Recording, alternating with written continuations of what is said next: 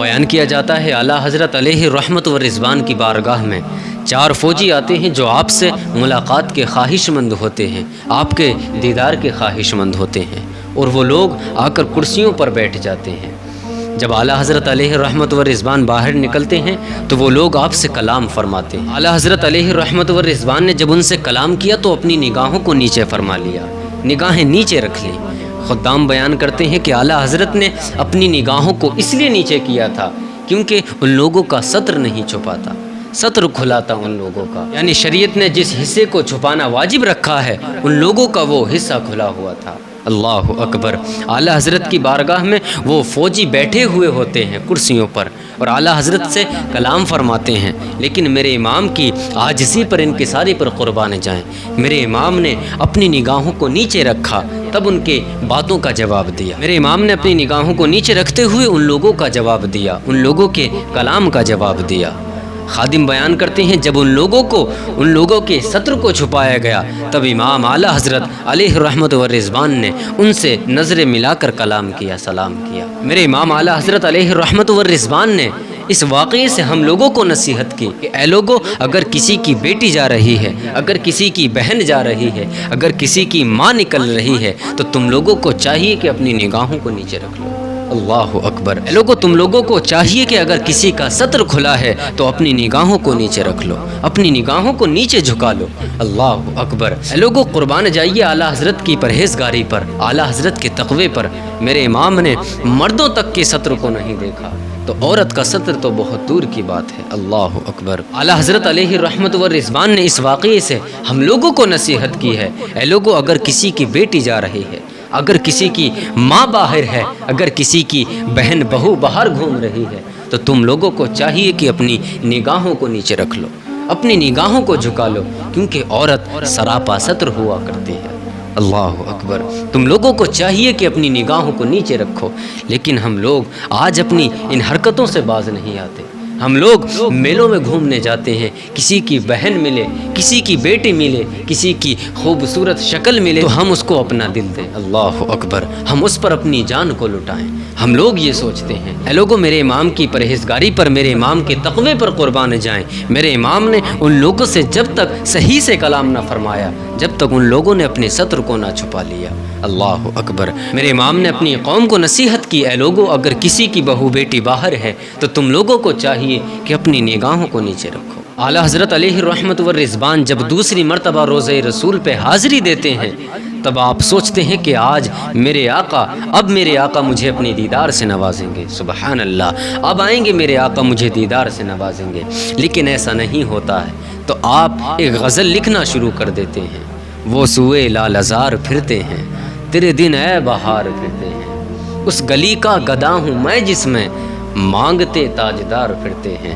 جب آپ مقتے پہ آتے ہیں تو کہتے ہیں کوئی کیوں پوچھے تیری بات رضا، کوئی کیوں پوچھے تیری بات رضا، تجھ سے کتے ہزار پھرتے ہیں۔ اللہ تبارک و تعالی نے امام احمد رضا خان یعنی اعلیٰ حضرت علیہ رحمت و رضوان کو 35 علوم ایسے علموں سے نوازا جس میں آپ کو مہارت حاصل تھی۔ یاد رکھیے، علم کو حاصل کرنا ایک الگ چیز ہوتی ہے اور اسی علم میں مہارت حاصل رکھنا یہ الگ چیز ہے۔ علم تو ہر کوئی حاصل کر لیتا ہے، علم تو ہر کسی کے پاس ہے، لیکن اس میں مہارت ہر کسی کے پاس نہیں ہوتی۔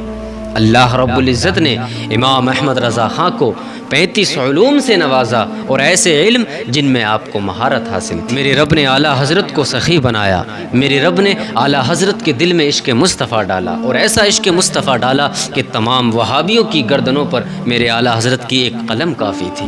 ایسا عشق مصطفیٰ ڈالا میرے رب نے امام احمد رضا خان کے دل میں۔ بیان کیا جاتا ہے جب اعلیٰ حضرت علیہ رحمت و رضوان دوسری مرتبہ مدینہ شریف پہنچے، حضور صلی اللہ علیہ وسلم کے روضے کی زیارت کے لیے جب آپ دوسری مرتبہ مدینہ طیبہ پہنچے تو آپ روضہ رسول صلی اللہ علیہ وسلم کے سامنے بیٹھ جاتے ہیں اور یہ دل میں آس لگاتے ہیں آج میرے آقا مجھے دیدار سے نوازیں گے۔ سبحان اللہ۔ اعلیٰ حضرت امام احمد رضا خان فاضل بریلوی ایک آس اپنے دل میں لیے ہوئے بیٹھے ہیں کہ آج میرے آقا مجھے اپنے دیدار سے نوازیں گے، لیکن پہلی شب ایسا نہیں ہوتا ہے۔ اللہ اکبر۔ اعلیٰ حضرت اپنی آس کو اپنے دل میں لیے ہوئے چلے جاتے ہیں۔ اعلیٰ حضرت علیہ الرحمت والرضوان جب دوسری مرتبہ روضہ رسول پہ حاضری دیتے ہیں تب آپ سوچتے ہیں کہ آج میرے آقا مجھے اپنی دیدار سے نوازیں گے۔ سبحان اللہ، اب آئیں گے میرے آقا مجھے دیدار سے نوازیں گے، لیکن ایسا نہیں ہوتا ہے۔ تو آپ ایک غزل لکھنا شروع کر دیتے ہیں۔ وہ سوئے لال ازار پھرتے ہیں، تیرے دن اے بہار پھرتے ہیں، اس گلی کا گدا ہوں میں جس میں مانگتے تاجدار پھرتے ہیں۔ جب آپ مقطع پہ آتے ہیں تو کہتے ہیں کوئی کیوں پوچھے تیری بات رسا، کوئی کیوں پوچھے تیری بات رضا، تجھ سے کتے ہزار پھرتے ہیں۔ جب اعلیٰ حضرت علیہ الرحمت والرضوان نے اس غزل کا مقطع لکھا کہ کوئی کیوں پوچھے تیری بات رضا، تجھ سے کتے ہزار پھرتے ہیں، اے رضا کوئی کیوں پوچھے تیری بات کوئی کیوں کرے، اے رضا تجھ سے کتے تو ہزار پھرتے ہیں، ایسے کتے تیرے جیسے روز آتے جاتے ہیں اس در پہ۔ اللہ اکبر۔ اعلیٰ حضرت علیہ الرحمت والرضوان جب اپنے مقطع سے فارغ ہوتے ہیں تو میرے آقا صلی اللہ علیہ وسلم اپنے دیدار سے نواز دیتے ہیں۔ سبحان اللہ۔ بیداری کی حالت میں اعلیٰ حضرت علیہ الرحمت والرضوان نے میرے آقا صلی اللہ علیہ وسلم کا دیدار نصیب فرمایا۔ اعلیٰ حضرت وہ شخصیت ہیں جس نے میرے آقا صلی اللہ علیہ وسلم کا بیداری میں دیدار فرمایا۔ اعلیٰ حضرت وہ شخصیت ہے۔ آج کل لوگ کہتے ہیں کہ اعلیٰ حضرت علیہ الرحمت والرضوان نے اپنا نیا مسلک بنا لیا۔ مسلک اعلیٰ حضرت ایک نیا مسلک ہے، لیکن میں ان سے کہنا چاہتا ہوں اے لوگو، مسلک اعلیٰ حضرت کوئی نیا مسلک نہیں، بلکہ مسلک اعلیٰ حضرت مسلک امام اعظم ابو حنیفہ ہے۔ جو میرے امام اعظم ابو حنیفہ کا مسلک وہی اعلیٰ حضرت کا مسلک ہے۔ اعلیٰ حضرت وہ شخصیت ہیں جنہیں میرے آقا صلی اللہ علیہ وسلم نے اپنی دیدار سے نوازا۔